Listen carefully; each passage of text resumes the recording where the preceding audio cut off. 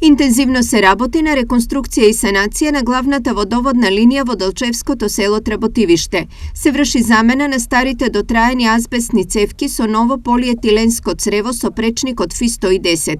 Линијата е во должина од 250 метри, а се поставуваат и две вентилни шахти. По реконструкцијата на главната линија, сите индивидуални приклучоци ќе бидат заменети со нови. Со изградбата на овој крак од фекална канализација, трајно ќе се реши проблемот со отпадните води на околу 25 семејства, а исто така со изградбата на овој крак ќе го заокружиме и целиот систем на фекална канализација во село Габрово.